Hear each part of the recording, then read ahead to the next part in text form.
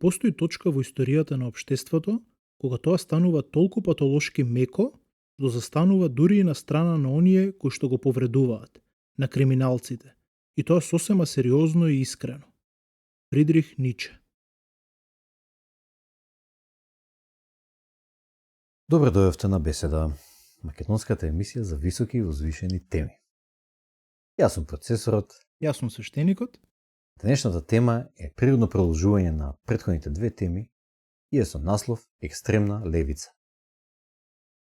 Ќе почнеме овој пат на истиот начин, како што почнавме и со екстремна десница, а тоа е дека ќе дадам јас еден краток вовед за што е тоа екстремна левица, кои се нејзините постулати, да речем, или стожери, на што се базира, на што се основа, и потоа ќе дадам неколку примери, и после примерите ќе му дадам збор на свештеникот. Екстремна левица. Па, ако дадеме некоја дефиниција, екстремната левица би опфаќала политички идеологии и движења кои промовираат радикални, антикапиталистички, антиавторитарни и револуционерни цели, често отфрлајќи ги постоечките демократски или економски системи и прибегнувајќи кон радикални и насилни методи. Значи, ова последново е многу битно, затоа што тоа ја прави разликата помеѓу екстремна и нормална, односно саглам левица, ако ја можам така да ја кажам. Нормална, прифатлива левица или... Да, нормална левица. Може би прифатлива левица е погрешен збор, затоа што за некои луѓе воопшто ништо од левичарството не е прифатливо. И тоа не значи дека не е нормално. Па да видиме кои се основите на екстремната левица. Значи, идеолошките столбови се антикапитализам, антиавторитаризам, револуционерен активизам, социјална правда и колективизам, односно постапување заедничка акција, да речеме. Некои клучни одлики на екстремната левица се употреба на директни акции како протести, окупации или насилство против символи на капитализмот или државата. Еден пример е, например, Occupy Wall Street, тоа беше таква окупација. Потоа, активно користење на социјални медиуми и алтернативни платформи за мобилизација и пропаганда и често действуваат надвор од мејнстрим политичките процеси заради тоа што веруваат дека така вистинските промени не може да се воведат, затоа што велат дека со реформи не може да се случи она кое што го бајаме и мора да има системски пресврт. Значи, треба да го отфрлиме системот и да го изградиме на ново.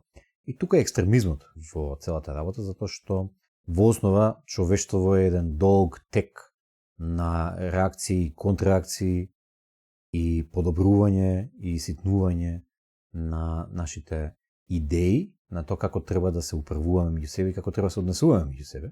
И таквите радикални чекори многу ретко функционираат во пракса. Тоа е идејата. Сега неколку примери за екстремната левица.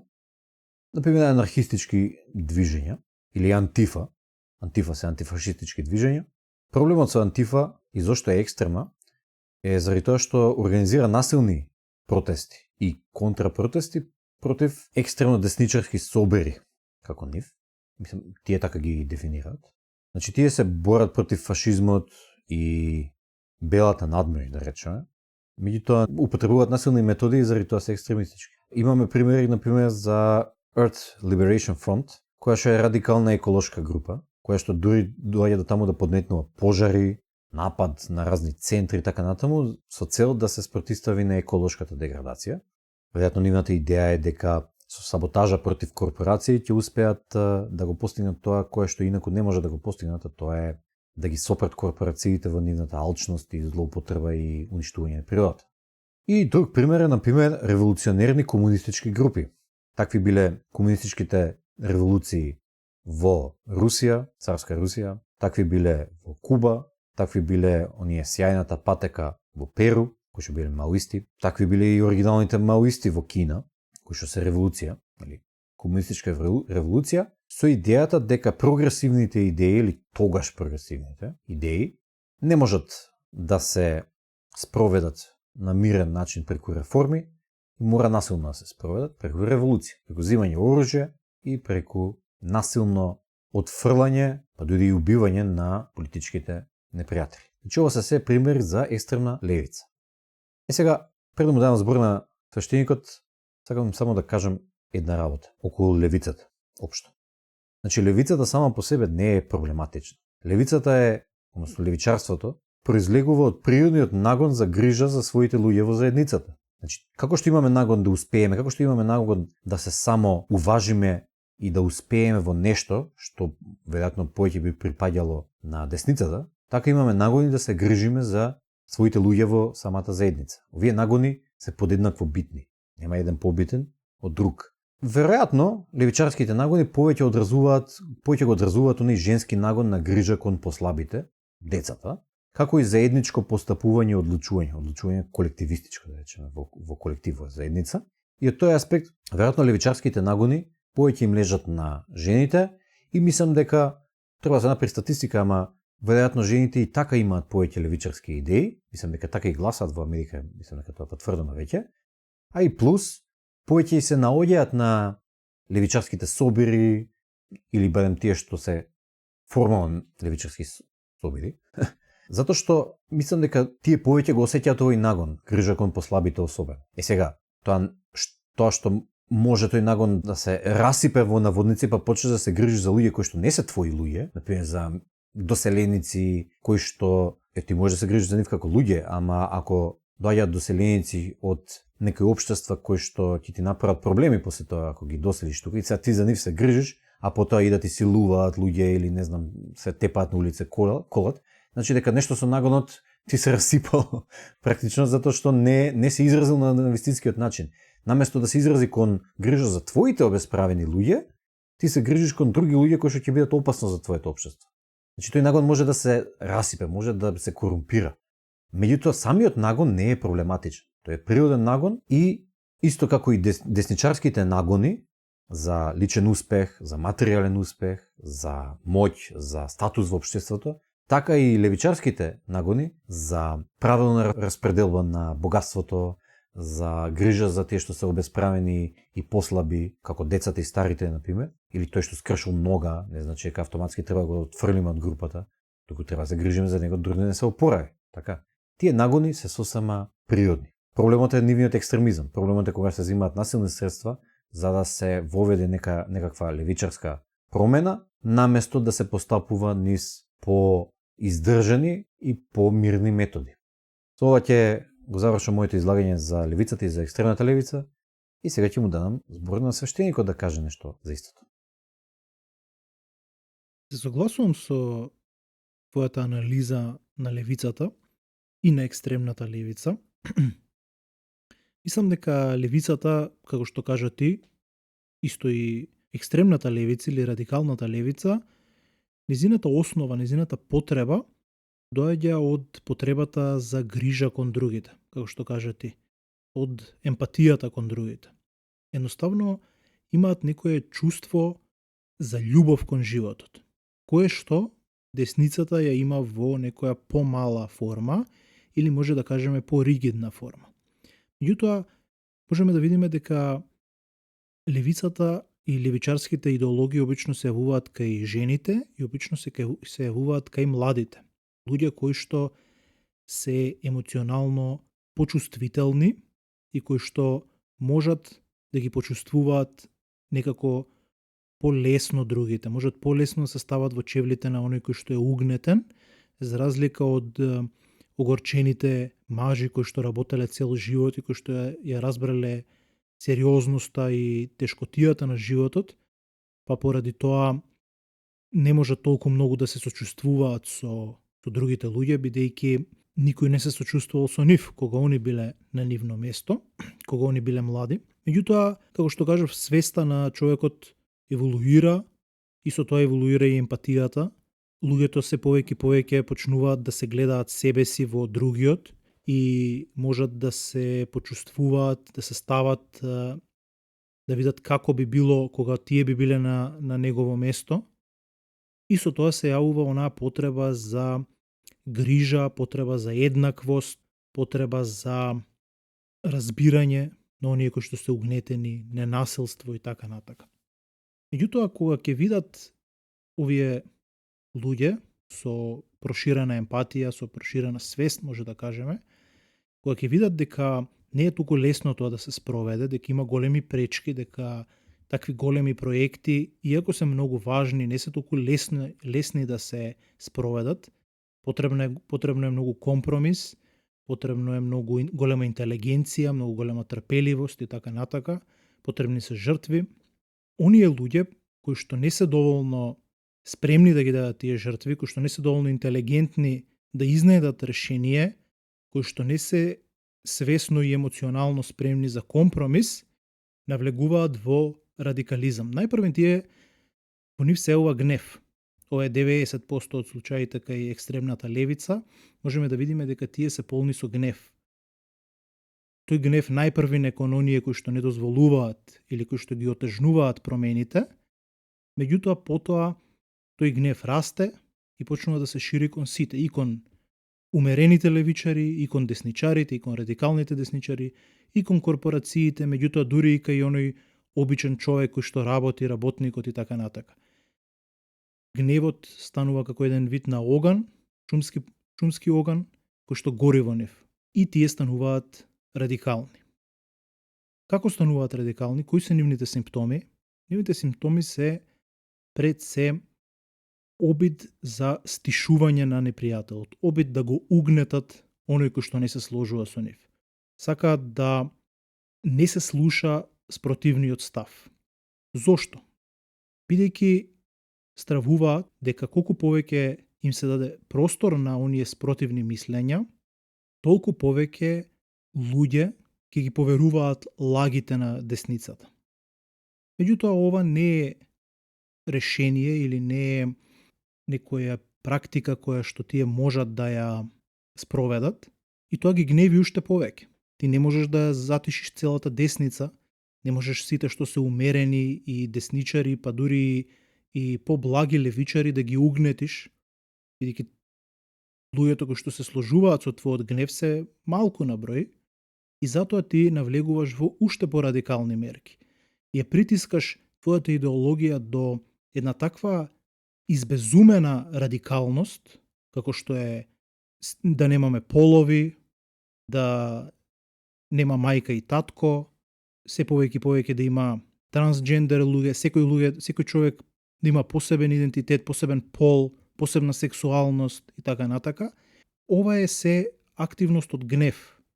Целта на ова е толку многу да дадеш толку многу голем отпор кон се она што е до сега статус кво или што е воспоставено, за кога ќе се бара компромисот да биде многу на твојата страна, да не биде нешто кое што ти ќе треба премногу да го компромизираш. А сакаш да кажеш дека тоа е преговарачка тактика всушност? Тоа е преговарачка тактика, меѓутоа не е свесна преговарачка тактика, туку тоа е емоционална реакција која што се јавува кај екстремните левичари со цел да одговорат на нивната неспособност за диалог и компромис. Тие чувствуваат своја немок, чувствуваат дека не можат да ги потиснат сите околу себе, не можат да ја донесат промената брзо, ефикасно, како што сакаат, поготово оние прогресивисти кои што се емоционално незрели и сакаат веднаш да видат промена, не сакаат да работат кон нешто да се смени, туку сакаат веднаш во нивниот живот да настане комплетно утопија, како што тие ја замислиле, и кога ќе видат дека реалноста не е таква, дека не можеш ти тоа да го направиш од толку брзо време, тие завлегуваат во пред се во гнев и потоа тој гнев се манифестира во радикализам и се манифестира во екстремни ставови кои што се еден вид на борба, на револуција, на непокор кон она што е воспоставено и она што е нормално. Меѓутоа тие ставови се најлаички кажано ненормални. Не можеш ти да ја менуваш биологијата, не можеш да ја смениш реалноста бидејќи ти си гневен кон практиките кои што веќе постојат. Нормално е да бидеш гневен, меѓутоа не е нормално да имаш такви нездрави реакции и овие методи не само што го уништуваат самиот радикален левичар, бидејќи ја уништуваат неговата психа, психолошка состојба, туку имаат многу штетно влијание врз младината. Сега, вака слушајќите, ми дојде едно интересно прашање.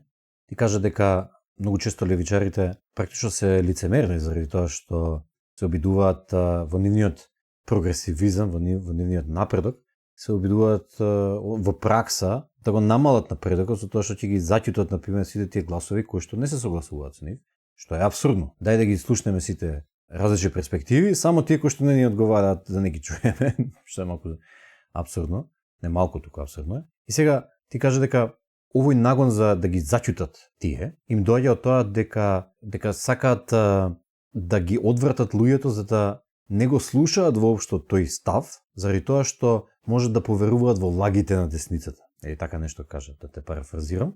И нели ти личи тоа на нешто на кога се обидуваат луѓе да те заќутат за било каков став што не се согласуваат со тебе, користејќи разни методи, меѓутоа идејата им е да те заќутат, крајната цел, и да те посрамат, ако треба да те заќутат, токму заради тоа што осеќаат дека во твоите ставови, во твоите искази има вистина. И таа вистина ги пече во позадина, исто како и левичарите осеќаат дека има некаква вистина во десничарството и не смее тоа никако да излезе, затоа што ако излезе, може да успее, затоа што има некаква вистина во него. Ако беше тотални апсурдни глупости, немаше воопшто да се грижа дали ќе излезе, нели? Например, ако некој денеска рече, да речеме, јас мислам дека треба сите да се испотепаме со нуклеарни оружја, такво нешто нема потреба ти воопшто да го негираш или да се пенавиш или да го блокираш, заради тоа што не постои или повеќето 99,99% од луѓето ќе речат ова е ненормално и ти заради тоа што знаеш дека така ќе речат, нема потреба воопшто, го немаш нагода да го заќутиш. Ама ако има некаква вистина во десничарството, тогаш се обидуваш да го заќутиш или во други некои стави, не мора само десничарство. Што мислиш за тоа? Апсолутно се согласувам. Баш тоа и сакав да го кажам. Едноставно се создава онаа идеја за морална чистота, која што всушност не е, или она cancel culture, кој што не е целта, навидум целта е да се потиснат оние луѓе кои што не размислуваат како тебе или кои што не се доволно, кои што се навредливи во нивните ставови или агресивни или шират говор на омраза и така натака. Меѓутоа вистината, кога сакаш некого да го канселнеш, да го исклучиш, да го отфрлиш од некаде, да го стишиш, тоа е затоа што се плашиш од него, затоа што сметаш дека има нешто кое што прави клик. Всушност не се плашиш дали другите ќе го слушнат. Тоа е лага, тоа е параван. Вистината е дека ти се плашиш да го слушнеш тоа. Не, да. Индивидуата не сака да го слушне неговото мислење затоа што се плаши дека ќе му влијае, дека ќе се предомисли. А толку многу идентификуван со идеите на левичарството и на радикалното левичарство, што не сака, неговото его дури не сака ни да дозволи да ги слушне спротивните аргументи, за да случајно не се смени нешто во него. Тоа е вистинската цел на cancel culture и на моралната чистота која што ја заговараат радикалните левичари. Да, и видиш колку интересно тоа, убаво што го спомна ова методов на исклучување од заедницата, практично тоа е методот, нели, на деплатформизација, практично не му се даде воопшто на оној кој што не се согласува со нас да ги да може да воопшто да ги изрази ставовите, не па да ги спроведе, туку да не може воопшто да ги изрази. Значи тоа токму е како што би постапувале колективистички движења. Буквално ние сме селото и ти ако не си на наша страна и не ни кажуваш тоа што сакаме да го чуеме, ќе ти исклучиме и чао пријатно. Така? Значи буквално како што постапува еден колектив. Ги исклучува лошите клетките на ракот од себе, кој што смета дека е рак. А всушност многу често оние кои што се, да речеме со критика на моменталното функционирање на заедницата, тие се агентите или барем катализаторите на вистинските промени.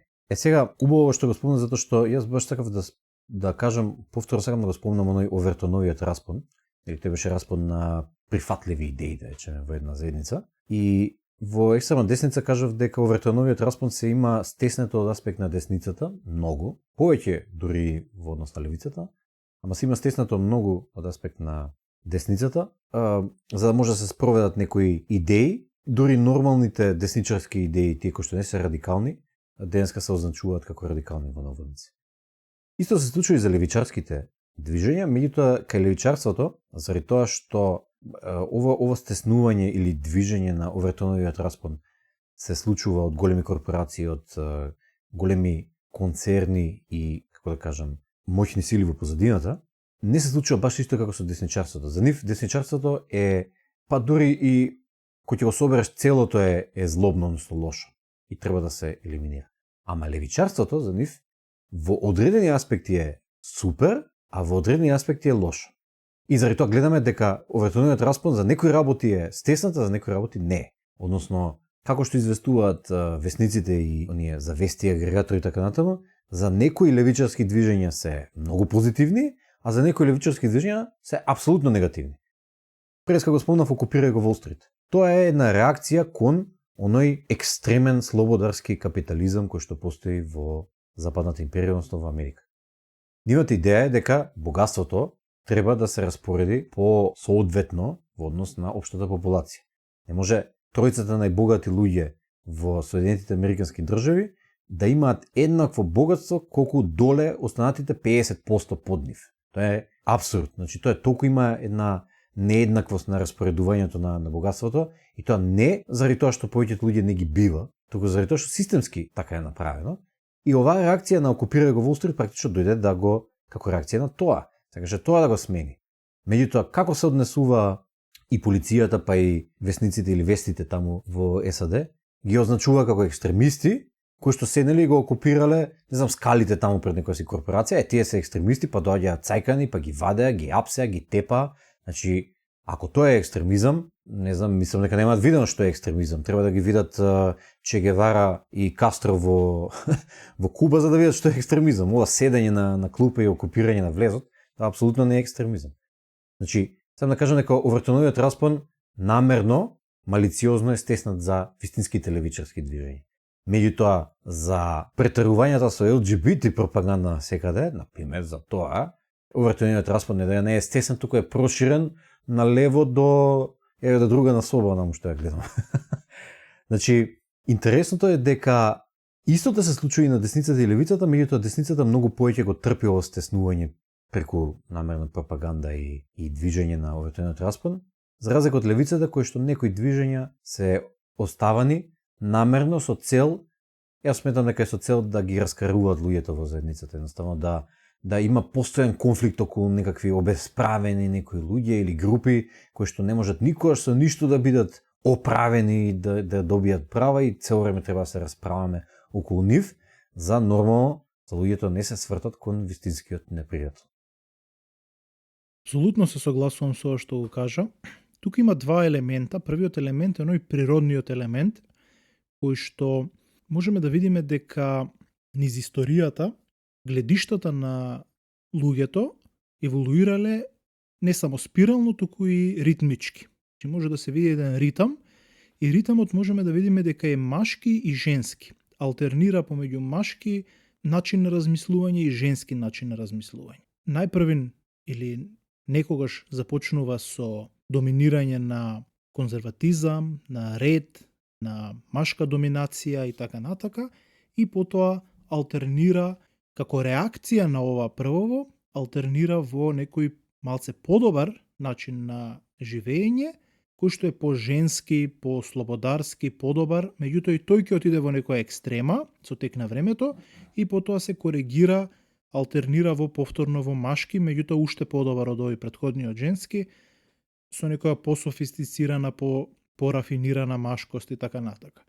И тоа можеме да го видиме и до ден денес, со тоа што можеби сега ритмичките компензирања се побрзи, временски побрзи, порано може траеле и со векови, меѓутоа сега траат со децении, поради зголемениот глобализам и огромното количество на информации кои што секој човек ги процесира во својот живот и така натака, затоа има поголеми и побрзи циклични промени од десница во левица и од женско размислување, доминирање на женската енергија во доминирање на машката енергија и обратно.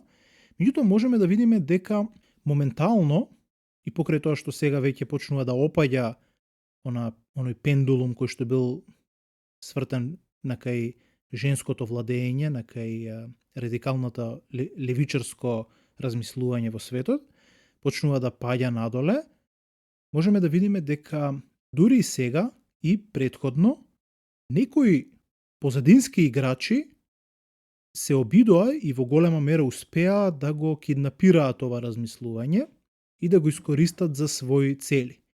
Тоа можеме да го видиме со тоа што покрај она левичарска реакција кон некои десничарски екстреми, како на пример фашизмот, како строгата патриархија, она нездрав традиционализам, каде што жената била потиснувана и така натака, имало одредена реакција која што ги балансирала работите во убави, во побалансирани, поутопистички, послободарски начини на живење.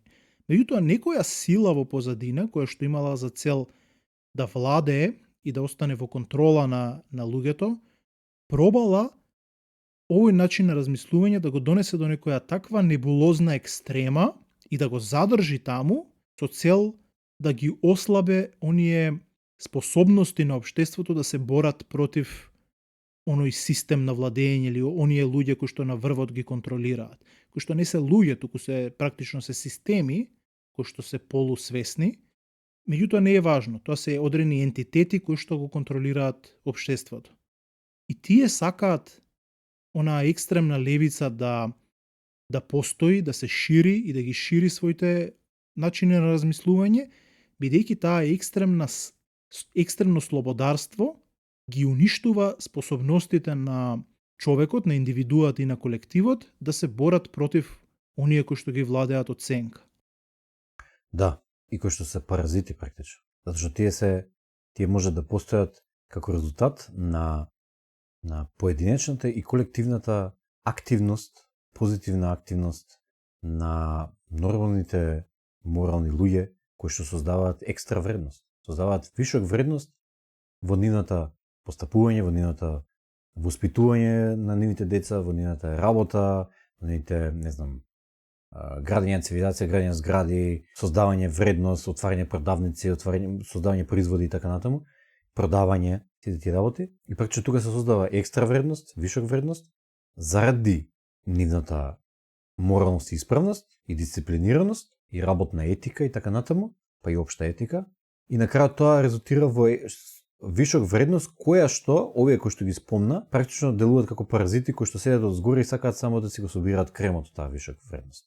Меѓутоа, нормално, ниту еден домаќин не сака да има паразит во него и овие борби сите се одвиваат на несвесно ниво. Многу ретко луѓето се свесни за овие динамики во општеството. Меѓутоа, обичните луѓе кои што се умерено конзервативни, кои што си имаат нормални семејства, со деца си работат, целат на работа си, се почитуваат меѓу себе, мажот си ја сака жената си го сака мажот и така натаму сите. Че тие луѓе на нагонско ниво осеќаат дека кога има паразит, дека има паразит. Они се обидуваат да го отфрлат, со тоа што сакаат да станат самодоволни, со тоа што, например, имаат недоверба спрема финансиски институции, имаат недоверба спрема дигитални пари. Ова се само неколку работи кои што ви кажувам како осеќаат и како делуваат кога се обидуваат да го отфрлат паразитот. Паразитот исто така осеќа дека ќе биде отфрлен и неговата идеја е да ги закарам луѓето за да се караат меѓу себе и да си ја трошат енергијата и вниманието таму за да не погледнат на кај мене. Точно, едно од главните правила е раскарај, раздели па владај. Меѓутоа тука има и уште еден метод кој што е ново компониран, гениален метод кој што мислам дека потекнува од размислувањата на Сигмунд Фройд и неговото семејство понатака, кое што користат геслайтинг методи и користат методи на преголема, претерана индивидуализација, каде што индивидуата е премногу обседната со себе, со своите проблеми, со своите лудости и забегани работи кои што се јавуваат во неговата психа, за да се замара за некој архенепријател горе.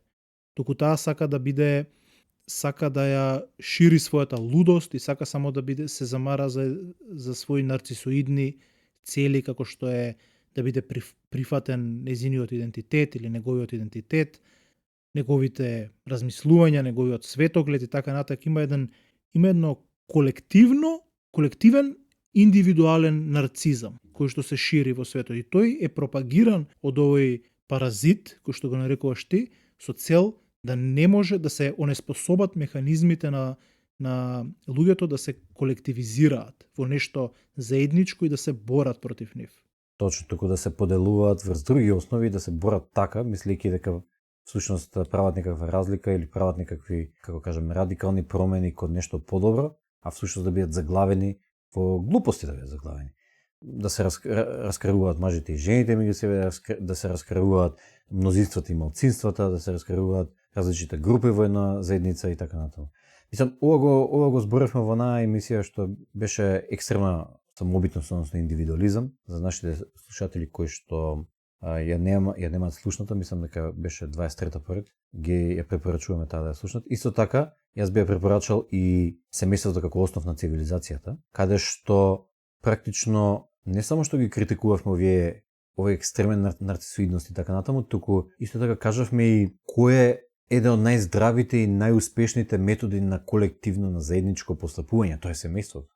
Тоа е една заедница во која што луѓето, поединците, не можат само да се мислат само на себе и на своите потреби. Туку семејството е еден вид на, како кажам, нов ентитет кој што настанува над нив, нив ги опфаќа, настанува од нив и над нив, и тоа во многу аспекти има предност. Пред нивните желби и потреби.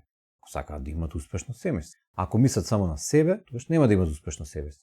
Епа, идејата на таа пропаганда кон нарцисоидност и себеопседност, само живност практично, е ти да си опседнат со себе си и никакви вистински колективни нагони да не можат да се остварат, заради тоа што толку си насочен кон себе си, што ти не можеш да се усогласиш со никој друг. Ти можеш само со себе да се усогласиш и со системот кој што ти дава пари за да можеш да функционираш. Вака или така. Механизмот си работи, ти функционираш како еден запченик во машината и доволно е. Нема потреба да се собираш со луѓе за да направиш вистинска промена, нема потреба да наоѓаш партнер со кој што ќе бидеш во горе-доле некаква хармонија со кој што ќе основаш семејство. Нема потреба да правиш асоциација, односно зближување со други луѓе па да ти станат блиски, па да правите заштитна мрежа. Нема потреба туку, тоа е на овој начин посредно па и непосредно е демотивирано. Со цел да не ги правиш ти работи, туку да му веруваш само на системот и парите и да бидеш просто запчаниче во машината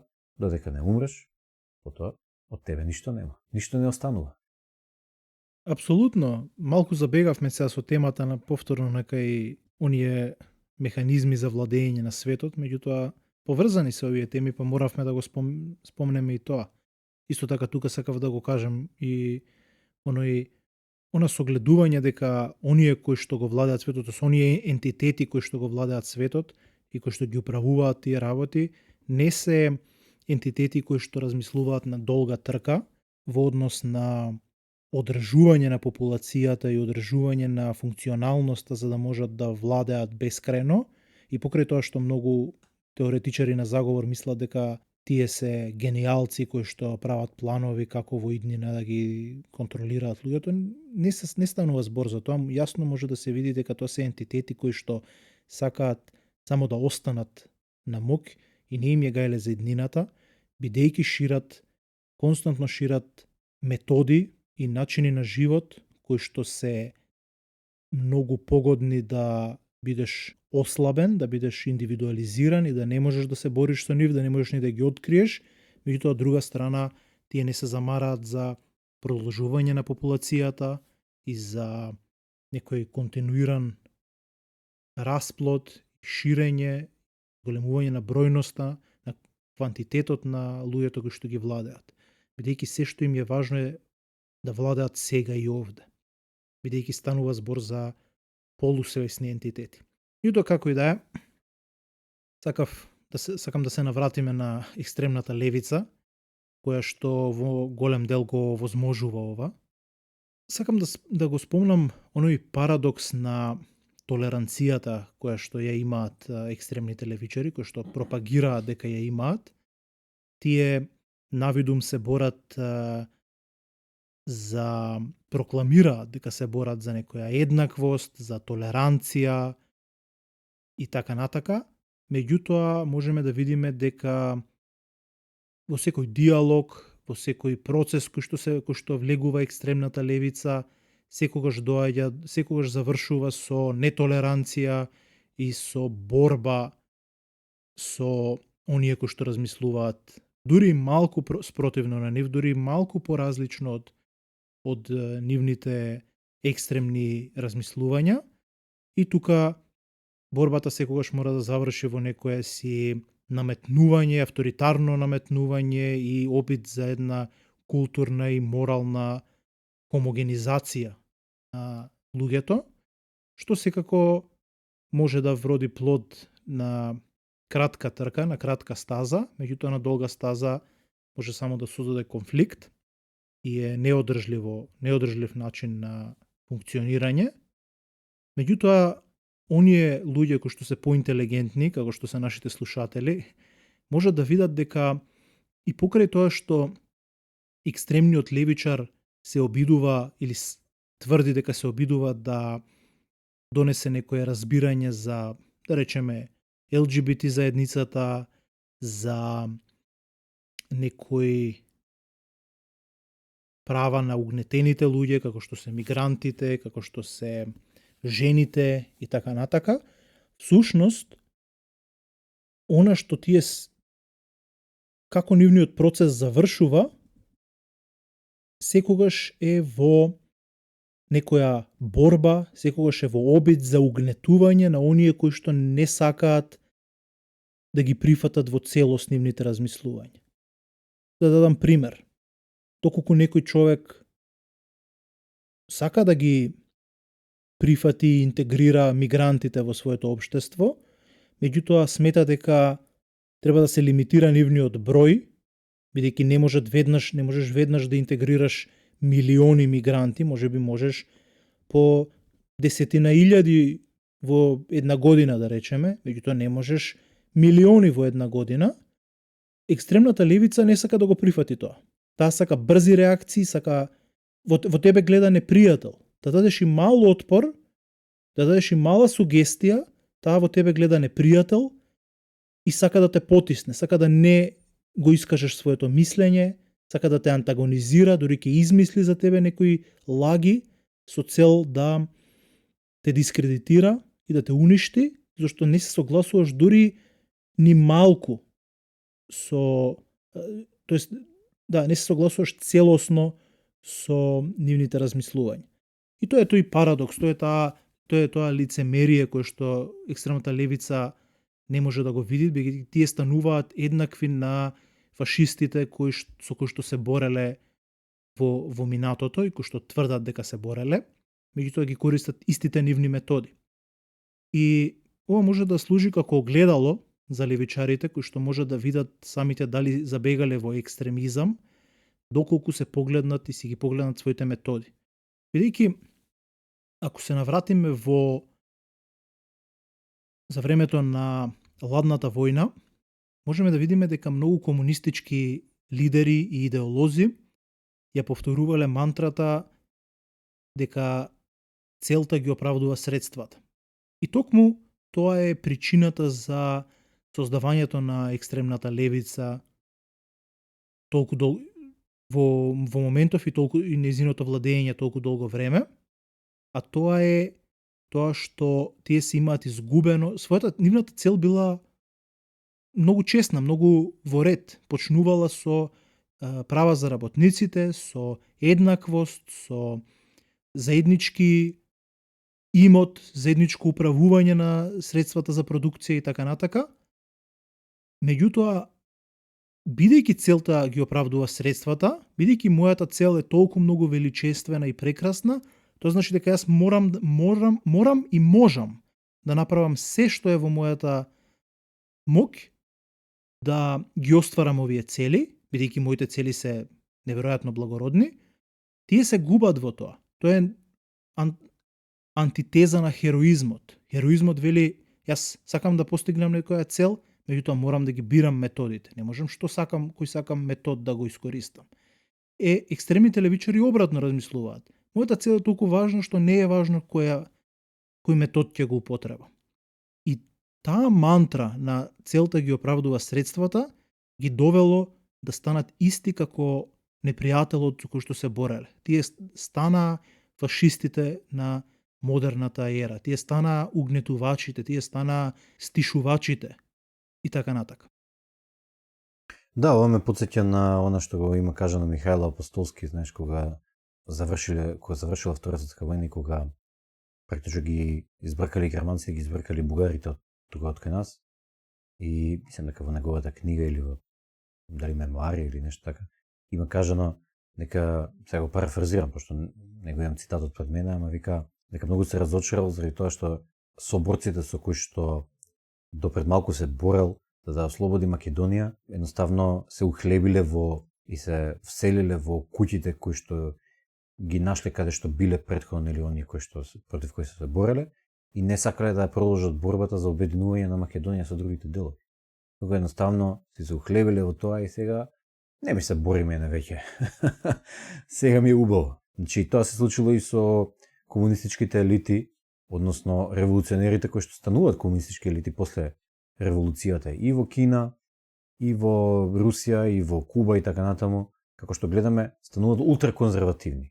Од едни левичари кои што се ултрапрогресивни со нивната идеја и со нивната настап што каква револуција сакаат да воведат во општеството, тие кога ќе дојдат до моќта стануваат ултраконзервативни и викаат сега само нашата опција смее да постои и готово крај, не смее никаква друга опција да постои. Класичен пример е комунистичка партија во Кина, која што не може да има друга партија, таа е партијата. Готово крај. Исто така било и со КПЈ, односно КПМ, исто така било и со комунистичка партија во Советски сојуз, исто така и со власта во Куба. Северна Кореја, па да не ја кажам. Тоа е сосема друга приказна со нивната јуше идеја. Идејата е дека апсурдот и она кој што го критикуваме во екстремната левица е незината краткогледост. Краткогледоста доаѓа од тоа дека прво воопшто треба да биде екстремна, второ дека е толку уверена дека е во право и дека само незината идеја е вистинита, што е оправдан, целта ги оправдува средствата, може било какви средства да се употребат, па и убивања, па и праќање на Голи оток или таму на Сибир во некои работнички кампови со цел да се постигне благородната цел. А за кога ја постигнуваме благородната цел? Веројатно за луѓето, не треба да ги праќаме на Голи оток тие луѓе.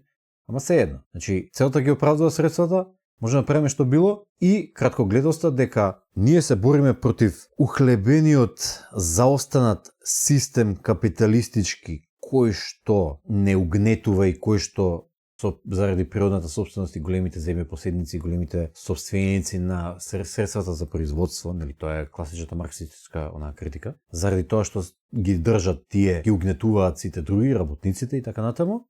И сега треба да направиме радикална промена со тоа што ќе направиме комунистичка револуција и со оружје ќе ги победиме капиталистите и на крајот ние ќе влеземе и ќе станеме ултраконзервативни и нема да дозволиме никој друг да дојде. Исто тоа што го правиле капиталистите пред нив. Тоа е апсолутно, нели? Апсолутно, истото можеме да го видиме и во оние прогресивисти кои што навидум не се класифицираат себе си како комунисти, туку како умерени во однос на нивната економска политика, меѓутоа екстремни во нивната социјална политика. Исто така ја користат на фраза целта ги оправдува средствата и покрај тоа што можеби не го признаваат тоа, може да видиме дека ги употребуваат методите на исклучување, значи на cancel културата, морална хегемонија, одржување, убиство на личноста, character assassination и така натака, се со цел, тоа се исти методи како што ги употребувале комунистите во тоа време, меѓутоа овој пат се порафинирани и се по модернизирани, да не можеш да бидеш антагонизиран, меѓутоа сепак да ги постигнеш истите резултати, а тоа е стишување на оној што има спротивно мислење од тебе. Бидејќи целта тебе не ти е да создадеш едно слободарско општество каде што секој може да си окаже своето мислење, туку ти сакаш тоа да го искористиш како параван, а да создадеш едноумие, каде што само твоето мислење ќе се шири и ќе се размислува. Или само строго ограничен распон на дозволени мисли. Апсолутно, ама тој строго ограничен распон е всушност мали смешни варијации кои што се глумење дека има некоја вистинска размена на идеи. Да, мислам дека тоа што екстремните левичари не го разбираат, односно одбиваат да го разберат, затоа што тоа не е многу тешко да се разбере, е дека има голема моќ и во поединецот, има голема моќ и во нагонот за успех, има голема моќ и во моќта сама по себе, односно социјалниот статус. Точно е дека има корупција во истото. Точно е дека моќта корумпира, а апсолутната моќ апсолутно корумпира. Тоа е вистина. Меѓутоа, нагонот кон стекнување со повисок социјален статус, кој што е повеќе изразен кај мажите секако, затоа што така може да дојдат до подобри партнери, поквалитетни партнери, и кои што самите жени го поддржуваат овој нагон со тоа што бираат поквалитетни мажи преку повисок социјален статус, инаку што ги бираат тие мажи, што не одберат некој маж кој што не знам брка таму по контейнер надвор. Не, така, не сакаат со тој маж да бидат, сакаат да бидат со некој кој што има поголем статус, кој што има поголема самодорива, поголем успех и така натаму. Значи, тој нагон кој што ги тера, например, мажите или општо некои луѓе да успеат повеќе, тоа е тој нагон кој што ја создава вишок вредноста во едно општество, кој што после тоа можеме да ја прераспределиме во помош за сиромашните или помош за децата, или да имаме градинки, или да имаме школи, институции, да наплаќаме даноци. Од таму доаѓаат тие даноци. Не паѓаат од небо, не се берат на дрво. Треба некој да ги создаде, да создаде вишокот вредност, а ги создаваат тие што имаат нагон да создаваат вишок вредност. Нагонот име заради тоа што сакаат да си го зголемат статусот. Не е проблемот во нагонот за зголемување на статусот. Проблемот е кога високиот статус не значи витештво, кога не значи помош за оние кои што се послаби и обесправени. Туку значи само еготистичко задоволување на нарцисоидни желби. Тука е проблемот. Кога ти сакаш да успееш материјално, како Ендрю Тейт и сличните, или Доналд Трамп, за да бидеш најголем фраер само, и да можеш да си купиш повеќе работи и да имаш повеќе жени. Не е тоа идејата. Идејата е да станеш витез, идејата е да станеш рицар, односно самурај, пак че ти да добиеш повисок статус заради тоа што му служиш и служиш на заедницата повеќе од таа повисока позиција. И заради тоа и добиваш поголем статус. Например, тоа се случувало, например, покрај во средновековието со рицарите, односно овие витезиве, се случувало и претходно во Римската империја, например, тие кои што служиле во војската, кои што станувале, нели, не само генерали, туку и на подниски чинови, меѓутоа сепак чинови офицери, тие добивале земја кои ќе се врателе назад. Зашто? Со својата служба кон општеството, ти заслужуваш да ги добиеш привилегиите на земјопоседник. Така и треба да функционира. Ама ти прво треба да даеш службата. Значи, не е проблемот во нагонот за успех, како што мислат левичарите. Не е проблемот. Проблемот е кога ќе претера. Односно кога ќе стане екстремен. Оно што го критикувавме екстремна десница во претходната епизода. Мислам дека тука може да завршиме со денешната епизода. Да дадам едно кратко сиже, а после тоа ќе одиме кон практични и прагматични совети. Денешната тема е екстремна левица и нашата критика на истата и нашето објаснување на што тоа се случува за да се екстремизира левицата. Тоа што го кажавме претходниот пат во екстремна десница е дека екстремната десница настанува заради страв, а свештеникот денеска кажа дека екстремната левица настанува заради гнев. Гнев и реактивен гнев кон забегувањето на десницата. И левичарството само по себе, како што кажав на почетокот, е сосем природен нагон на грижа за оние кои што се обесправени или послаби, меѓутоа може да биде корумпирано и може да забега.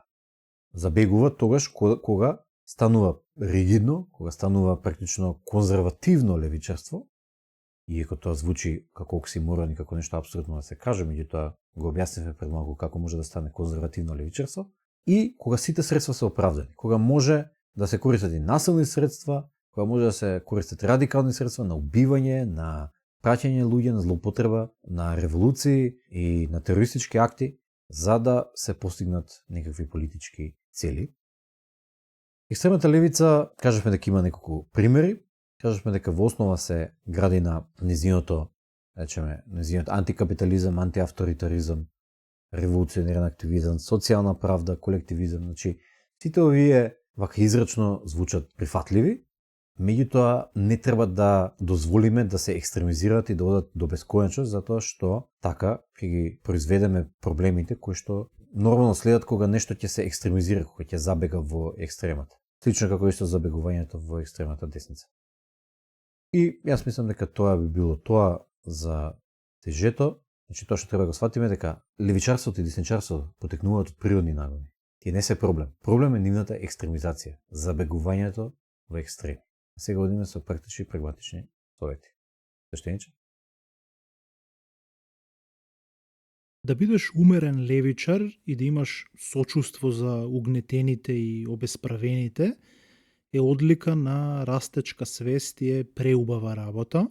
Меѓутоа, кога тоа ќе прерасне во гнев и омраза против онаа брза промена и против спротивните идеи, тогаш се изгубила смислата и сме забегале во другата исто лоша екстрема.